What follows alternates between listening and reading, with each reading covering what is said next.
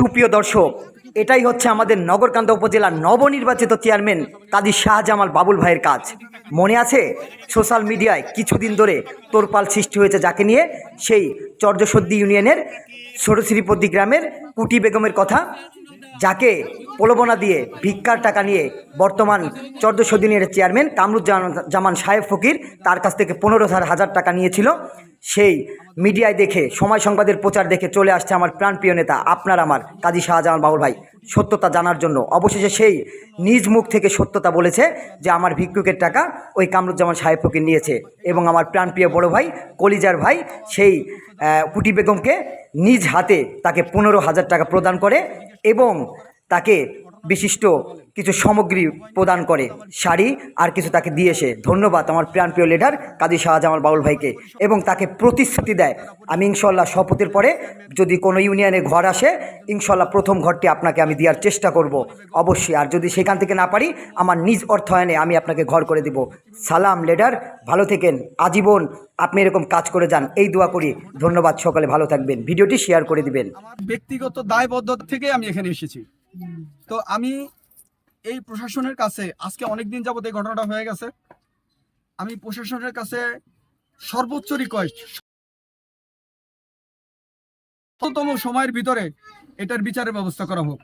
এবং এই বিচারের ব্যবস্থা আমরা খুব শক্ত হাতে চাই, কারণ একটা বিচার হলে পরা মাননীয় প্রধানমন্ত্রী জননেত্রী শেখ হাসিনা যে মানুষের ভিতরে বিভিন্ন ঘর অনুদান যে সবকিছু দিতেছে, এগুলো যদি ঠিক মতো না পায় এটা খুব দুঃখজনক, খুব কষ্টের বিষয়। তা আমি এটা তীব্র নিন্দা। ওনার এই ভিক্ষার টাকা 15,000 টাকা আমি রেখেছে। তা আমি এই ঘটনাটা শোনার পরে আমি কিছু কাপড় চোপড় আর যে 15,000 টাকা, এই টাকা আমার ব্যক্তিগত তহবিল থেকে ওনাকে আমি দিয়ে গেলাম। আর আমি ইনশাল্লাহ পরিষদে যদি এই ধরনের কোনো ঘর বা সরকারি কোনো অনুদান আসে আর সেখানে যদি আমি না পাই, তাহলে আমি ওয়াদা করে গেলাম যে আমি ওনার ব্যক্তিগত তহবিল থেকে ওনাকে আমি একটা ঘর বানিয়ে দেব। জানেন আমি সদ্য নির্বাচিত একজন চেয়ারম্যান, এখন আমাদের শপথ হয় নাই, এখন আমি পরিষদের সমস্ত কর্মকাণ্ড যেগুলো এগুলো আমি বুঝে পাইনি। তা আমি পরিষদ বুঝে পাওয়ার পর আমার সর্বপ্রথম দায়িত্ব হচ্ছে এটা বলে দিছি যে ওনাকে একটা ঘরের ব্যবস্থা করে দেওয়া এবং ওনার যেসব বৃদ্ধ ভাতা থেকে শুরু করে যেসব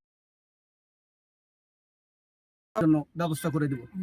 আর আমি আরেকটা কথা এখানে বলে দিতে চাই যে সারা বাংলাদেশে যেন এই ধরনের ঘটনা না ঘটে, সেই ব্যবস্থা যেন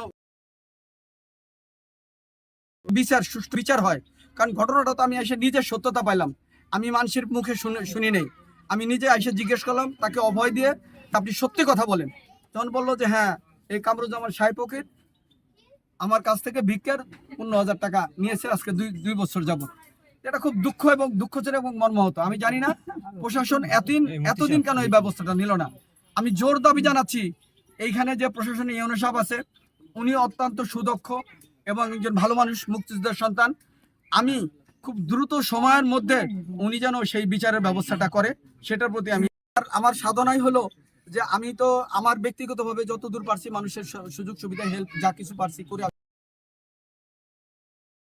নির্বাচনের আগেই বলেছি এই পরিষদটা হবে জনগণের পরিষদ, জনগণের সুখ দুঃখ ভালো মন্দ এই পরিষদে সেটা উত্তর দিবে।